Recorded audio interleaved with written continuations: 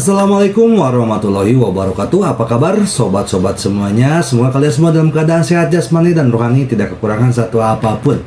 Amin ya robbal alamin. Oke, Mimin akan lanjutkan ceritanya, tapi seperti biasa bantu dulu tekan tombol like-nya. Terima kasih sesudah dan sebelumnya. Bab 1221 sampai bab 1230.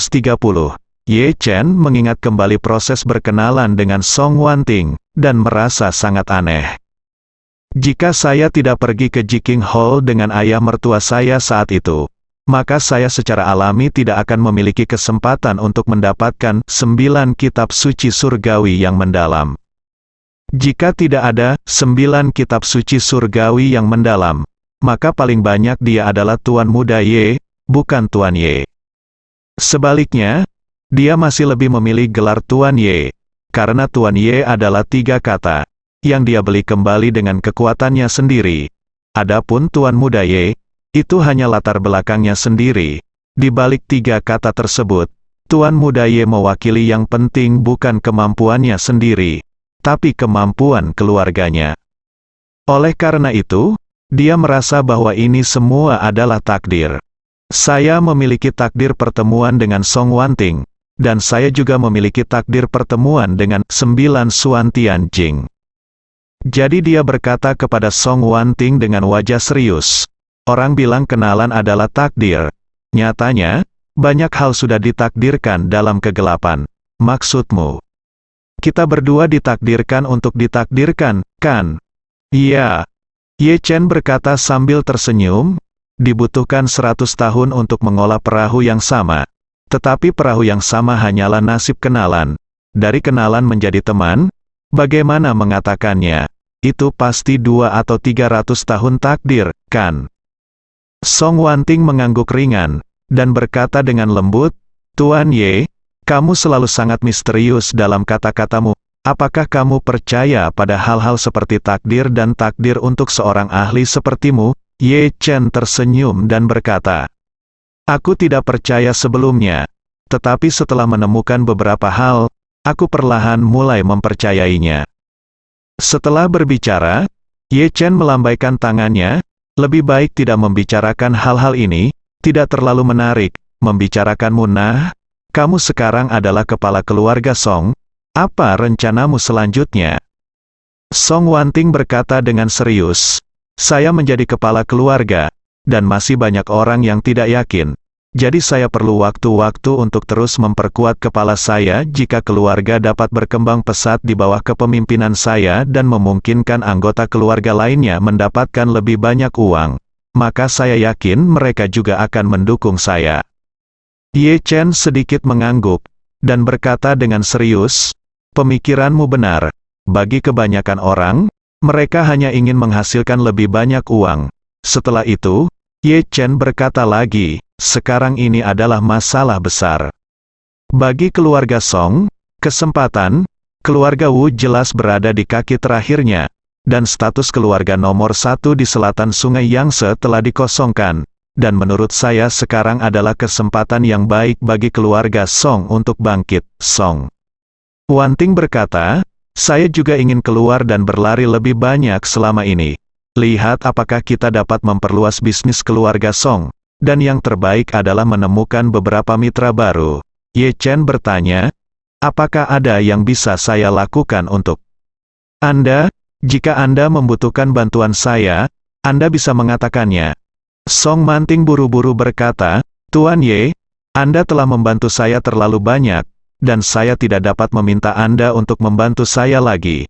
Sebaliknya, jika Anda memiliki kegunaan untuk menginginkan di masa depan, jangan ragu untuk membantu saya. Buka mulutmu.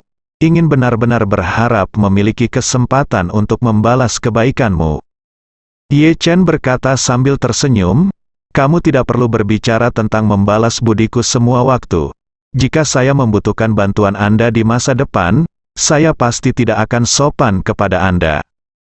Song Wanting mengangguk ringan, dan berkata, "Oke Tuan Ye." Wanting mengerti. Ye Chen bersenandung, Setelah kamu pergi kembali, aku akan memberimu pil peremajaan secara langsung, kakek, dia akan sangat bahagia." Song Wanting buru-buru berkata, ingin mengerti. Ye Chen tersenyum sedikit, melihat waktu dan berkata, oke, sudah larut, ayo pergi, saya yakin Tuan Song sekarang saya harus menunggu Anda untuk kembali. Song Wanting merasa sangat enggan. Dia tidak pernah memiliki kesempatan seperti ini untuk bergaul dengan Ye Chen secara pribadi. Apalagi di salah satu tempat favorit saya sejak kecil. Pada saat ini, betapa dia ingin berinisiatif memegang tangan Ye Chen dan mengatakan isi hatinya. Tetapi ketika dia berpikir bahwa Ye Chen adalah pria yang sudah menikah dengan seorang istri sekarang, dorongan hatinya segera ditekan lagi. Jadi dia hanya bisa berkata dengan lembut, oke, Tuan Ye, karena ini masalahnya, mari kita kembali. Ketika keduanya kembali ke tangga batu yang mereka turuni saat itu, hati Song Wanting terbentur seperti rusa lagi. Dia tidak tahu apakah Ye Chen saya juga akan memegang tangan saya. Aku sangat menikmati perasaan dipeluk olehnya. Anda dapat membuat diri Anda merasa bahagia dari lubuk hati Anda. Karena tangga batu ini sangat curam, Ye Chen tidak banyak berpikir.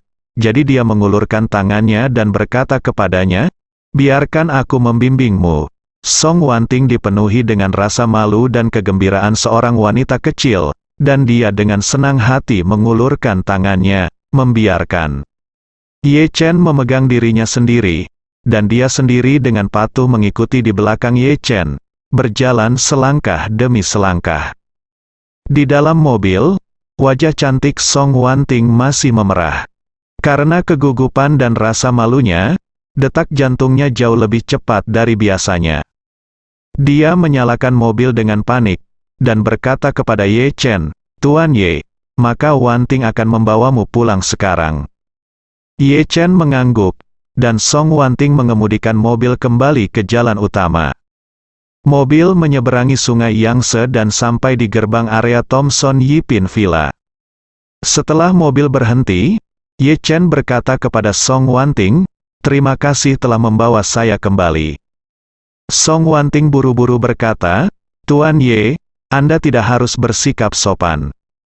Ye Chen menginstruksikan, berkendara perlahan di jalan-jalan kembali. Oke. Song Wanting mengangguk dengan enggan.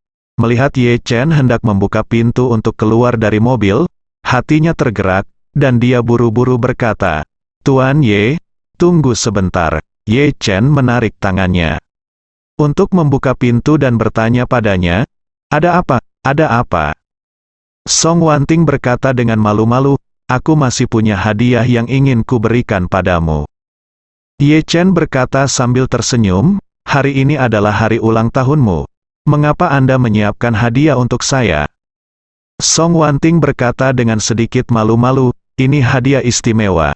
Sebenarnya, saya selalu ingin memberikannya kepada Tuan Ye, tetapi saya tidak pernah memiliki kesempatan. Ye Chen mengangguk dan berkata sambil tersenyum, oke, kalau begitu aku akan berterima kasih dulu. Song Wanting berkata dengan malu-malu untuk menjaga rasa misteri, tolong tutup matamu, Tuan Ye. Setelah beberapa saat, Ye Chen tiba-tiba merasa sepasang bibir lembut telah menstabilkan mulutnya. Bibir itu tidak hanya lembut, tapi juga agak manis. Setelah menciumnya, dia tidak langsung bersembunyi, tapi terus menempel di bibirnya seperti ini. Ye Chen terkejut, membuka matanya tanpa sadar, dan melihat mata indah Song Wanting yang dekat. Dia benar-benar tidak menyangka Song Wanting benar-benar menciumnya. Pada saat ini, dia secara naluriah ingin menghindari, atau dengan lembut mendorong Song Wanting menjauh. Namun, jauh di lubuk hatinya, ada perjuangan dan keterikatan yang tak tertandingi. Perjuangan dan keterikatan semacam ini membuatnya tidak bergerak untuk sementara waktu. Ciuman proaktif Song Wanting berlangsung selama 1 menit penuh. Ye Chen tidak pernah menyangka bahwa Song Wanting akan mengambil inisiatif untuk mencium dirinya sendiri. Sejujurnya, meskipun dia adalah tuan muda dari keluarga Ye dan Tuan Ye dihormati oleh semua orang di Jinling, dia benar-benar tidak memiliki pengalaman dengan wanita. Sebelum itu, Kontak terdekatnya dengan seorang wanita adalah ciuman ringan dengan istrinya Xiao Churan. Namun, saat itu tidak lebih dari rasa yang dangkal. Sebaliknya, ciuman Song Wanting lebih nyata, dan bisa membuat orang merasakan kelembutan di dalamnya. Ye Chen juga tiba-tiba sedikit bingung. Begitu bingung sehingga dia tidak tahu harus berbuat apa. Mungkin Song Wanting terlalu lelah dengan postur berbalik dan melangkahi konsol tengah untuk mencium Ye Chen. Setelah 1 menit, dia tidak bisa menahan lebih lama lagi. Jadi dia duduk kembali di kursinya dengan wajah memerah. Saat ini, wajah cantik Song Wanting sudah cukup merah hingga berdarah. Bahkan akar telinga yang tersembunyi di rambut hitam itu benar-benar merah. Song Wanting tidak berani menatap Ye Chen, tetapi hanya menatap kemudi, merasa gugup dan tidak tahu harus berbuat apa. Dan Ye Chen juga merasa gugup. Di gerbong, ada keheningan yang canggung untuk sementara waktu. Song Wanting lah yang memecah kesunyian terlebih dahulu, dan dia berkata kepada Ye Chen dengan suara rendah, "Tuan Ye, hanyalah kegembiraan sesaat. Jika saya menyinggung Anda, tolong maafkan saya." Ye Chen terbatuk 2 kali. "Tidak." Bisa menyembunyikan rasa malunya dia berkata, "Ini menginginkan aku." Berbicara tentang ini, Ye Chen jelas ragu-ragu. Dia tidak ingin menyakiti Song Wanting. Ya, dan aku tidak tega menyakitinya. Jadi, dia hanya bisa menghela nafas, dan berkata, "Ingin, aku sudah menikah, kamu tahu." Song Wanting mengangguk lagi, dan berkata dengan suara rendah, "Masalah Tuan Ye dan Ni." Mendengarnya. Setelah selesai berbicara, dia memberanikan diri untuk menatap Ye Chen, dan berkata dengan sangat serius, "Tuan Ye, Wanting sangat menyukaimu, dan juga ingin bersamamu dengan tulus. Wanting tahu bahwa Tuan Ye telah menikahimu, dan menginginkan itu benar-benar tidak bermoral, tetapi menginginkan berpikir bahwa setiap orang memiliki hak untuk mengejar cinta, dan menginginkan itu sama." Ye Chen berkata dengan emosi, "Kamu memang gadis yang baik, tapi aku memang sudah menikah." Song Wanting berkata dengan sedikit keras kepala, "Tuan Ye, Wanting mendengar bahwa istrimu dan kamu telah menikah selama lebih dari 3 tahun dan tidak ada suami istri yang sebenarnya. Pernikahan itu diatur oleh kakek istrimu.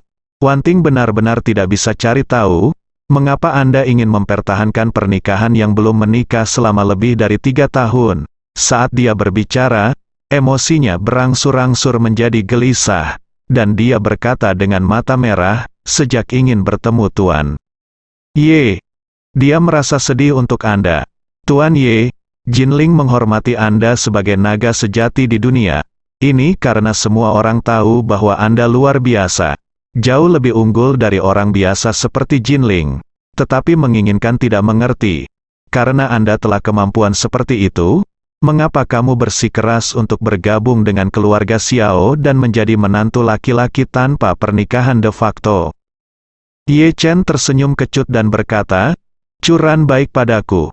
Bagaimana aku bisa begitu baik karena kemampuan? Tinggalkan saja dia." Ketika Song Wanting mendengar ini, air mata mengalir di mata merahnya, dan dia berkata, "Apa yang bisa diberikan istrimu kepadamu? Wanting percaya bahwa dia bisa memberimu. Apa yang tidak bisa diberikan istrimu memberimu, menginginkan masih bisa memberimu." Berbicara tentang ini, dia memalingkan wajahnya, menatap Ye Chen dengan serius, dan berkata dengan emosional sambil meneteskan air mata, "Tuan Ye, jika Anda dapat menerima Wanting, Wanting bersedia menyerahkan dirinya dan seluruh keluarga Song. Keluarlah, mulai sekarang, jika Anda adalah keluarga Song, Anda akan menjadi keluarga Ye, dan Anda akan menjadi kepala keluarga Ye. Menginginkan tidak menginginkan apapun dalam hidupnya, tetapi hanya ingin menjadi kekasih Anda dan melayani di sisi Anda. Jika Anda suka bepergian, Wanting akan menyerahkan seluruh keluarga Song, berkeliaran dengan Anda.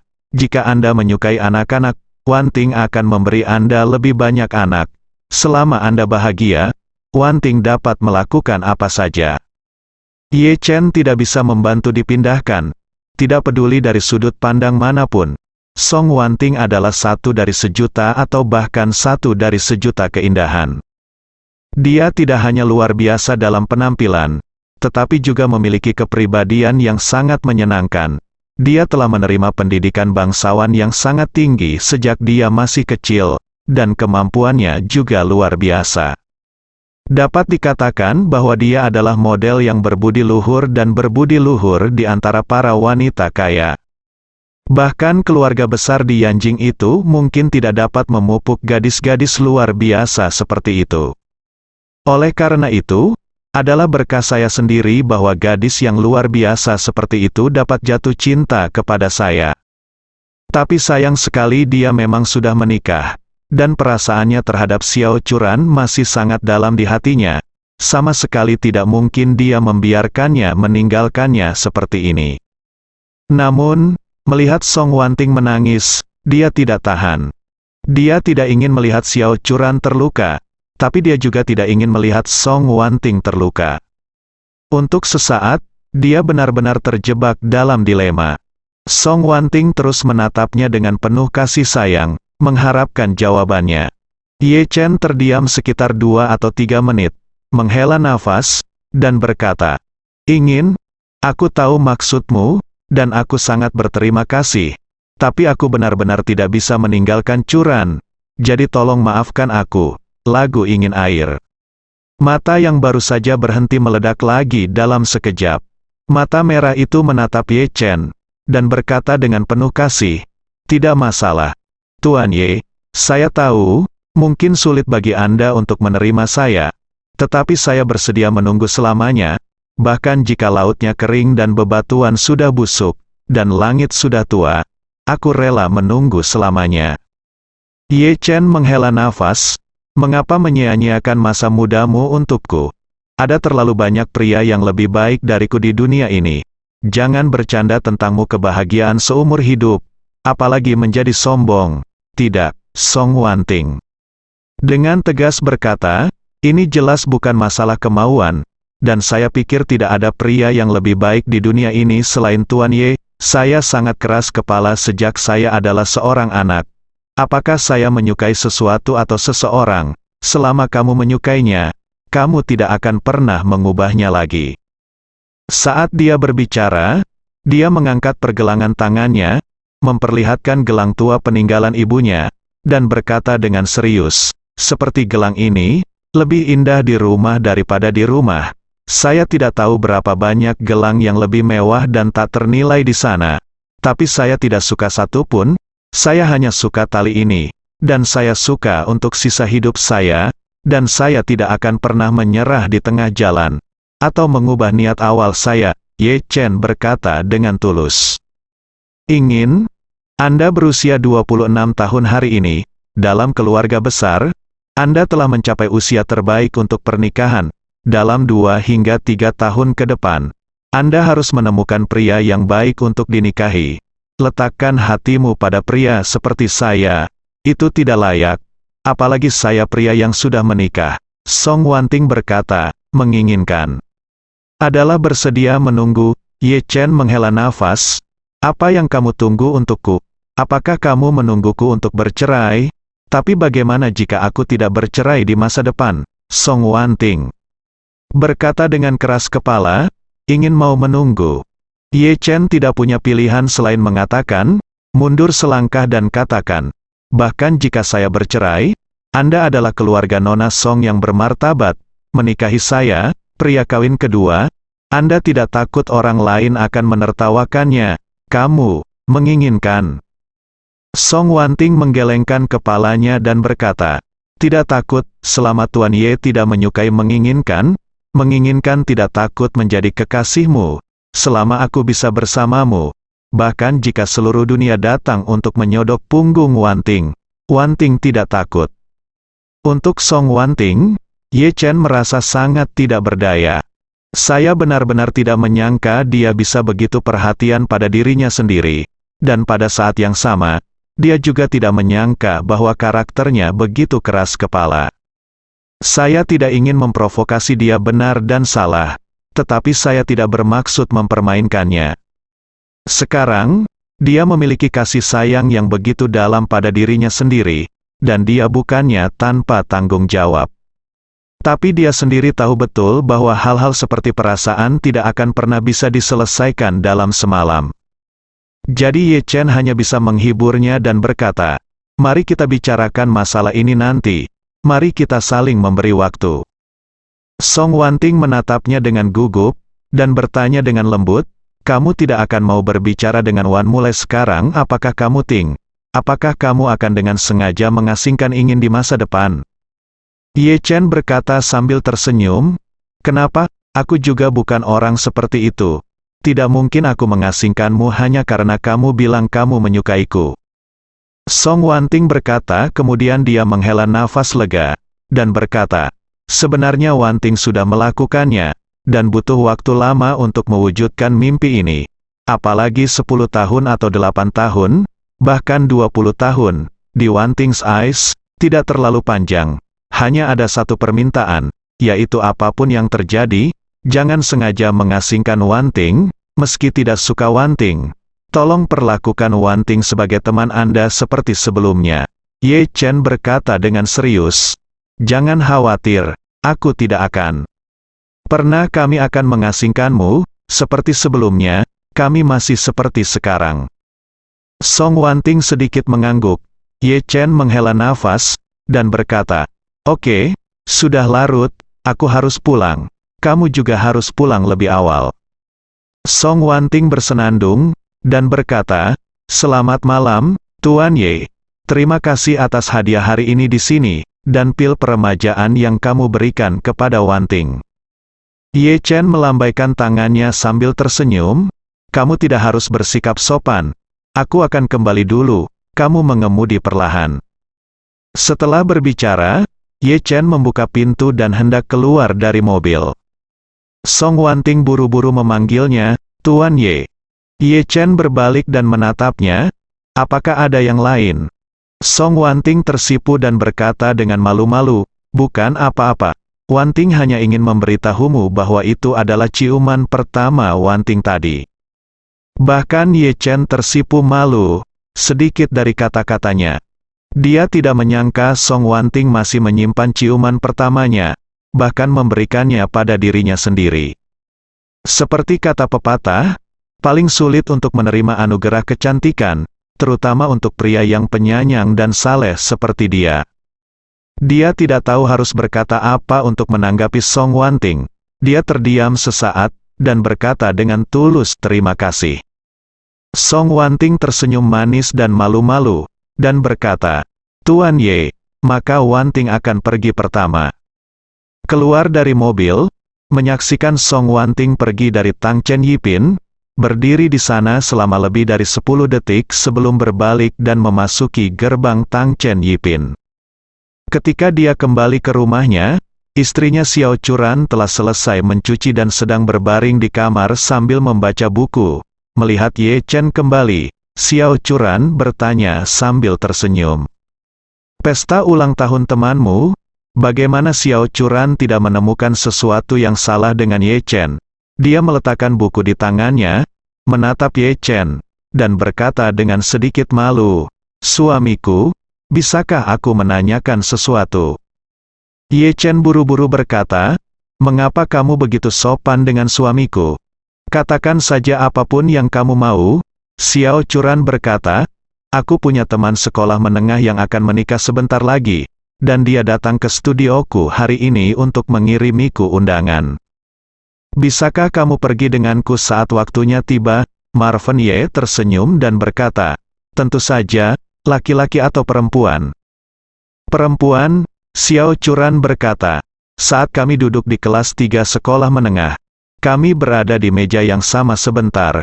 Ye Chen mengangguk dan berkata, "Karena ini pernikahan di meja yang sama, kita harus pergi." Xiao Churan ragu-ragu dan berkata, "Baiklah, suamiku, aku punya satu hal lagi yang ingin aku minta bantuanmu."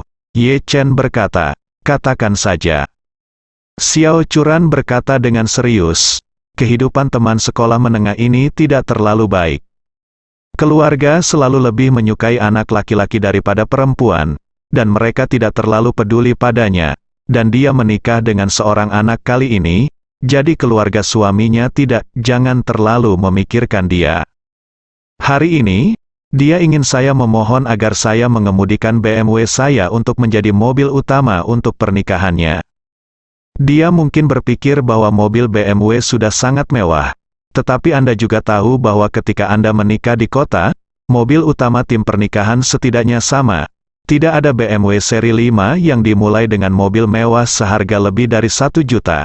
Jadi saya ingin bertanya, bisakah Anda meminjamkan salah satu dari keduanya mobil mewah milik Tuan Wang dan Tuan Qin menjadi mobil pertamanya? Ye Chen bertanya dengan heran. Tidak masalah meminjam mobil. Saya belum pernah mengendarainya sejak pameran mobil itu. Tapi, istriku, aku hanya mendengar konvoi untuk menjemput kerabat. Aturan macam apa ini? Xiao Churan berkata, teman sekelas sekolah menengahku dulunya adalah seorang siswa asrama, dan keluarganya tinggal di kota kabupaten sekitar Jinling. Masuk akal bahwa ketika dia menikah, pengantin pria harus membawa tim pernikahan untuk menjemputnya, tetapi keluarga pengantin pria memandang rendah saya sebagai teman sekelas, jadi mereka dengan sengaja mengajukan permintaan yang keras, mengatakan bahwa mereka tidak akan pergi menjemput mempelai wanita ketika mereka menikah, dan meminta keluarganya untuk pergi ke hotel. Jadi, Ye Chen tidak bisa menahan cemberut, keluarga mempelai pria telah melakukan terlalu banyak. Dia hamil dengan anak, dan ketika mereka menikah, mereka tidak pergi ke rumah untuk menjemput pengantin wanita. Xiao Churan menghela nafas, tidak mungkin, teman sekelasku. Juga sulit. Keluarga pria itu memandang rendah dia. Dan mereka tidak ingin memberinya mahar sepeser pun. Keluarga kelahirannya mengharapkan dia memiliki sejumlah mahar ketika dia menikah. Sehingga dia dapat membeli rumah untuk saudara laki-lakinya, tetapi mereka tidak memberinya sepeser pun. Jadi saya keluarga teman sekelas saya tidak ingin dia menikah. Tetapi teman sekelasku bersikeras untuk menikah. Jadi tidak peduli apakah itu keluarga calon suaminya, keluarganya atau keluarga ibunya sendiri, mereka semua memiliki pendapat tentang dia, yang cukup menyedihkan. Berbicara tentang ini, Xiao Churan memeluk lengan memegang Ye Chen, mengguncangnya dengan kuat, memohon, suamiku, aku tahu kamu yang paling cakap, dan aku juga tahu bahwa kamu biasanya orang yang rendah hati. Tetapi bisakah kamu membantuku? Pada hari saya teman sekelas menikah, saya membuka mobil sport A untuk dia nikahi. Saya juga ingin menyelamatkan mukanya, agar mertuanya tidak terlalu menggertaknya di masa depan. Tolong suami. Ye Chen sedikit tersenyum, dan berkata dengan penuh perhatian, karena ini teman sekelas sekolah menengahmu. Bagaimana kalau mengendarai satu? Mengapa kamu tidak menyetir keduanya saja? Ketika saatnya tiba, aku akan menyetir sendiri. Kamu yang menyetir. Dan kamu yang mengemudikan mobil. Melihat teman sekelasmu, apakah kamu puas dengan pengaturan ini? Xiao Churan sangat gembira, segera memeluknya, mencium bibirnya, dan berkata dengan gembira, puas, sangat puas, kamu benar-benar suami terbaik di dunia. Ye Chen tertegun di tempat. Apa yang terjadi padaku hari ini? Apakah kamu beruntung? Saat ini, Song Wanting telah kembali ke rumah keluarga Song. Dalam perjalanan pulang, dia mengingat ciuman berani yang baru saja dia berikan pada Ye Chen, dan dia masih malu. Nyatanya, Song Wanting bukanlah wanita yang sangat aktif dalam percintaan. Banyak orang mengejarnya sejak kecil, tetapi dia tidak pernah tergoda oleh pria manapun yang mengejarnya. Tidak hanya itu, sebelum dia bertemu Ye Chen, dia bahkan tidak menyukai siapapun. Tapi dia tidak menyangka bahwa setelah dia jatuh cinta dengan Ye Chen, dia akan menjadi sangat tidak terkendali. Jika kejadian barusan tersiar, gelar wanita tertua dari keluarga pertama di Jinling akan segera menjadi bahan tertawaan seluruh Jinling. Lagi pula, di mata orang biasa, bagaimana seorang gadis bisa begitu tanpa pamrih?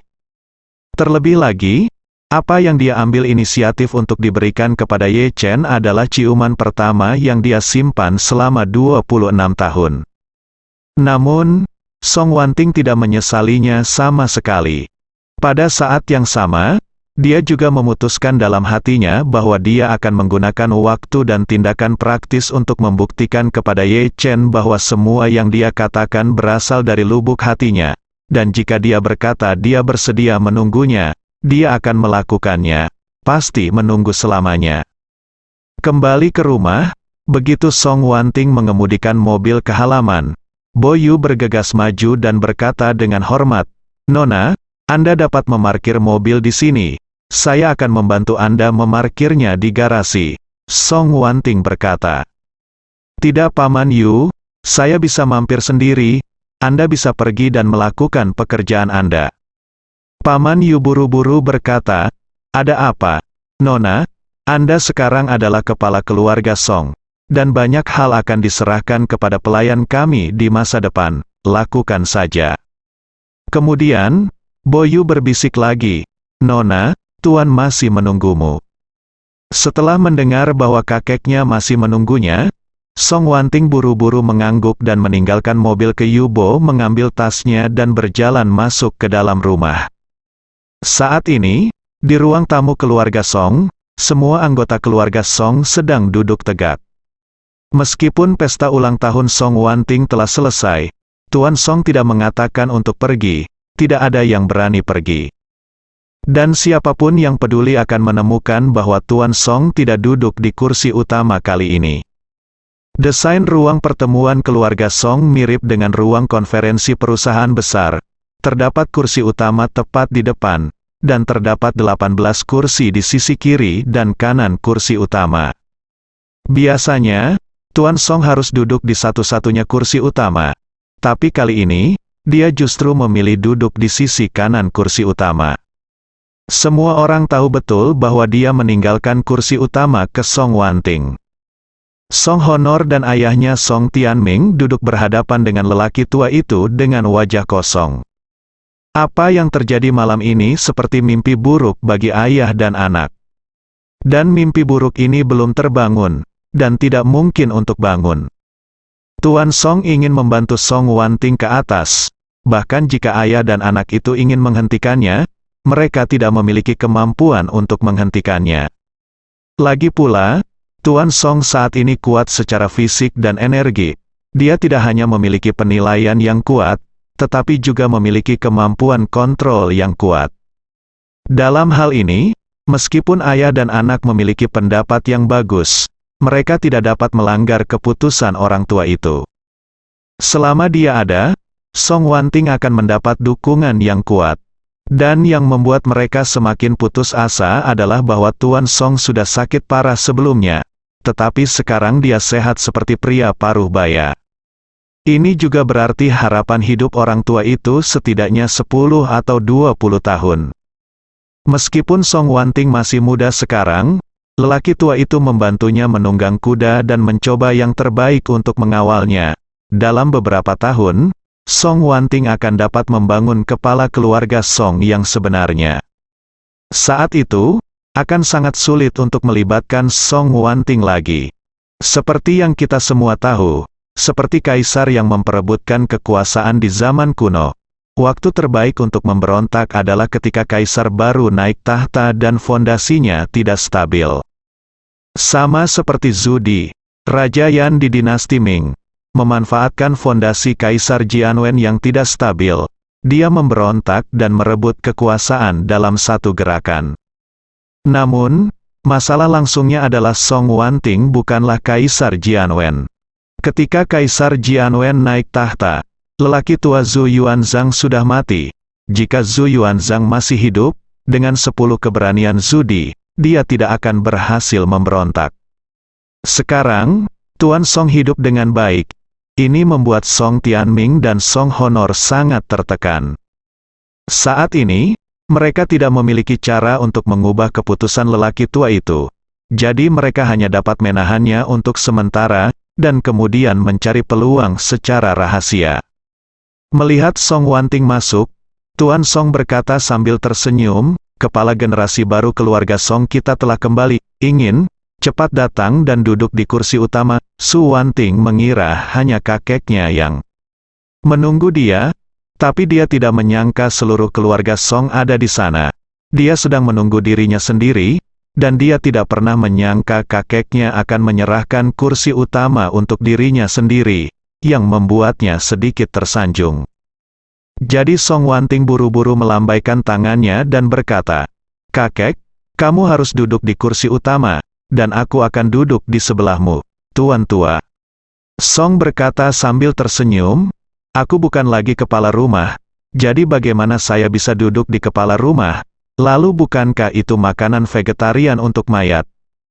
Saat dia mengatakan itu, dia berdiri, menarik Song Wanting ke kursi utama, membiarkannya duduk, dan kemudian berkata dengan senyum lebar, "Tuhan memberkati keluarga Song saya, tidak hanya ada manusia dewa seperti Tuan Ye di belakang saya.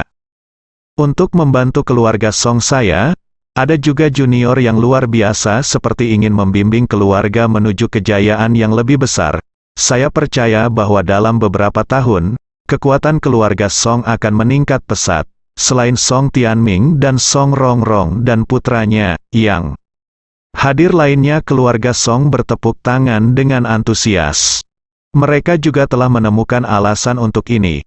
Mereka tahu bahwa Song Wanting pasti sangat dicintai oleh Ye Chen.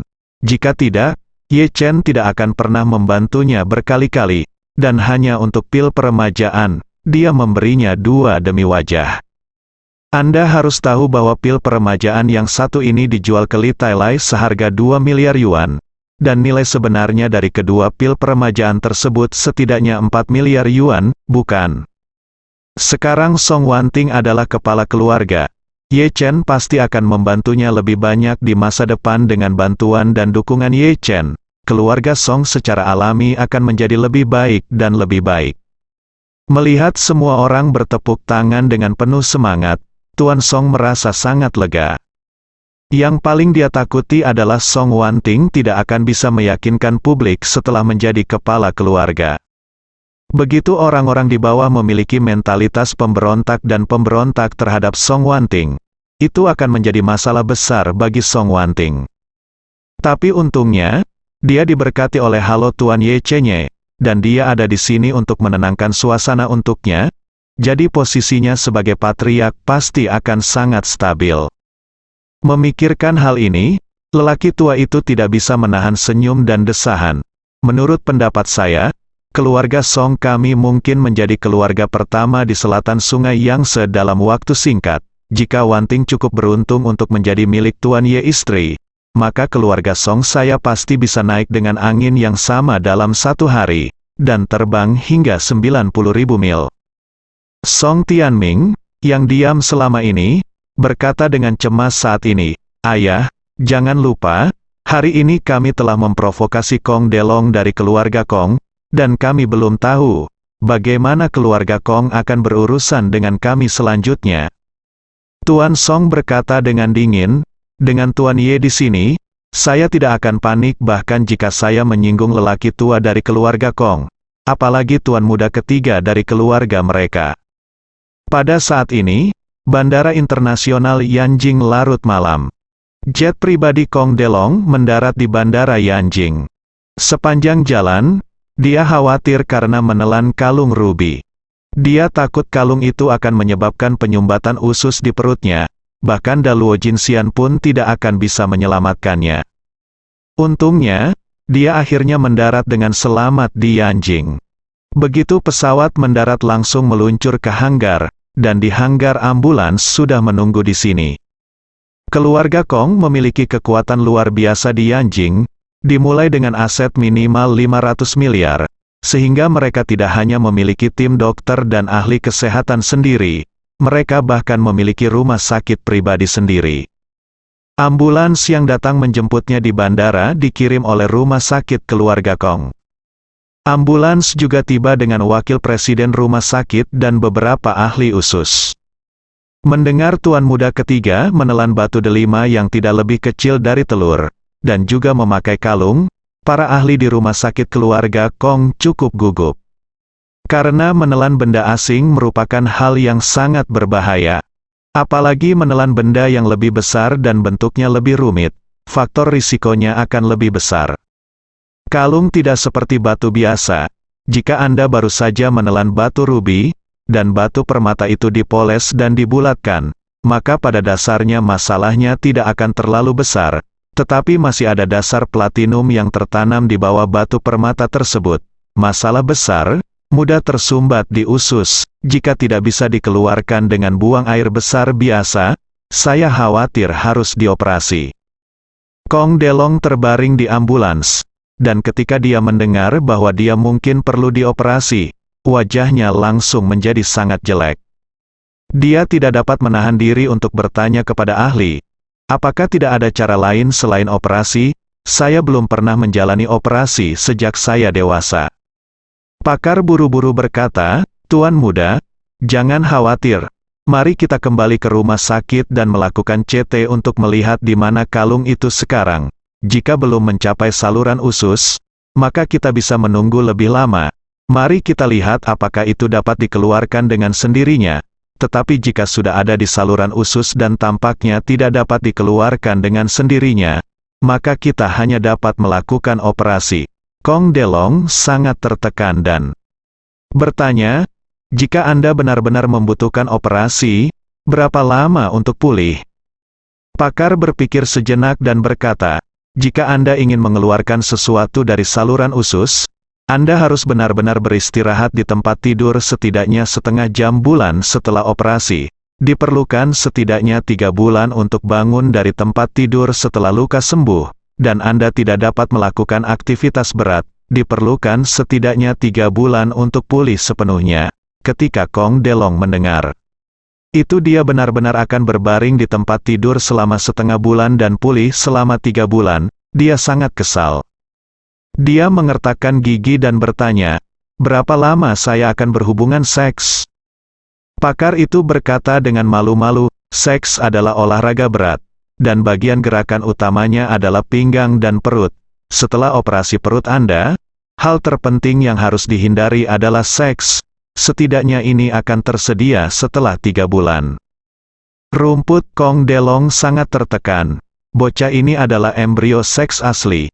Ia biasanya bepergian di antara bunga-bunga di Yanjing setiap hari. Ia sering bergaul dengan berbagai model, bintang, dan gadis-gadis periferal di berbagai klub. Tapi ketika dia mendengar bahwa dia mungkin tidak bisa berhubungan badan dalam 3 bulan ke depan, bagaimana dia bisa menerimanya? Ini seperti memberitahu seorang perokok berat bahwa dia tidak boleh merokok selama 3 bulan ke depan. Ini terasa lebih buruk daripada membunuhnya. Pada saat ini, ahli di depannya mau tidak mau bertanya kepadanya, Tuan muda ketiga, bagaimana Anda menelan kalung sebesar itu? Apakah Anda tidak sengaja menelannya, atau apa yang terjadi? Kong Delong bahkan lebih kesal ketika mendengar para ahli bertanya tentang masalah ini. Dia memikirkan wajah bangga Ye Chen saat itu, dan berharap dia bisa segera membunuhnya. Dan Chen Zekai itu, sialan, Anda tidak terlalu mempermalukan diri sendiri, dan bahkan mengambil video untuk mengancam diri sendiri, memaksa diri Anda sendiri untuk menelan kalung rubi AAA itu. Jika bukan karena ancamannya, tidak mungkin dia mengambil keputusan untuk menelan. Bukankah bajingan ini mengandalkan keluarga Yu Ye untuk mendukungnya? Apakah Anda benar-benar berpikir dunia ini tak terkalahkan? Sialan, itu benar-benar tidak masuk akal. Jadi, Kong Delong berteriak pada ahli itu dengan marah, jika kamu tidak boleh bertanya, jangan bertanya, dan jika kamu berbicara omong kosong, hati-hati, aku akan membunuhmu. Pakar itu hanya bisa menutup mulutnya dengan bijak. Tuan muda bukanlah yang terkuat di keluarga Kong, bagaimanapun juga dia tidak mampu memprovokasi dia. Ambulans melaju dengan cepat ke rumah sakit, dan segera mendorongnya ke ruang CT setelah sampai di rumah sakit. Peralatan CT canggih dihidupkan dan mengambil foto lengkap perut Kong Delong. Dari gambar CT, para ahli dapat dengan jelas melihat kalung rubi AAA yang mencolok di perutnya. Intinya adalah kalung itu sudah tersangkut di tikungan ususnya, dan batu rubi serta kalung itu sendiri membentuk tikungan. Dari sudut pandang ini, sangat kecil kemungkinannya dia bisa buang air besar sendiri. Apalagi Ruby AAA-nya sangat besar, dan area penyumbatan yang luas telah terjadi di saluran usus. Jika dikonsumsi lebih lanjut, sisa makanan lain akan masuk ke saluran usus, yang dapat menyebabkan penyumbatan dan menyebabkan obstruksi usus. Maka setelah berdiskusi, para ahli mengambil keputusan, kalung Ruby AA harus segera diangkat melalui operasi. Kong Delong baru saja diangkat dari mesin CT ketika mendengar kabar duka dan merasa sangat sakit. Tapi dia bukan orang bodoh, dia tahu bahwa saat ini, dia tidak boleh mengolok-olok hidupnya sendiri, jadi dia hanya bisa mengertakkan gigi dan berkata, dalam hal ini, mari kita atur operasinya secepat mungkin. An ahli berkata, Tuan muda ketiga, Tuan. Dan Nyonya sudah dalam perjalanan ke sini. Dan dia akan tiba sebentar lagi. Kami akan mengirim pasien ke bangsal terlebih dahulu, dan menyiapkan instrumen bedah dan merumuskan rencana pembedahan pada saat yang bersamaan. Tepat pada waktunya, Anda dapat bertemu dengan Tuan dan Nyonya setelah mereka tiba, masuk ke ruang operasi. Kong Delong bertanya, mereka ada di sini, ya. Pakar itu berkata, mereka sudah berangkat dan tiba. Kong Delong hanya bisa menganggukkan kepalanya. Dia kemudian dibawa ke unit perawatan intensif oleh perawat. Di unit perawatan intensif, perawat kecil yang cantik itu sibuk di depannya, mengganti gaun rumah sakitnya sebentar, dan menyeka tubuhnya sebentar. Melihat betapa cantiknya perawat ini, Kong Delong langsung berpikiran jahat. Mungkin perlu setengah jam bagi orang tua saya untuk bergegas. Dan saya tidak akan dapat melakukan bisnis dalam 3 bulan ke depan. Jadi mengapa saya tidak menggunakan kesempatan ini untuk bertengkar dengan perawat kecil yang cantik ini? Sementara perawat kecil itu sedang mengganti pakaiannya, dia meraih tangan perawat kecil itu dan berkata dengan senyum cabul, "Cantik kecil, siapa namamu? Apakah kamu ingin menemaniku sebelum aku memasuki ruang operasi? Jangan khawatir. Aku akan melakukannya, pasti tidak memperlakukanmu dengan buruk," bersambung.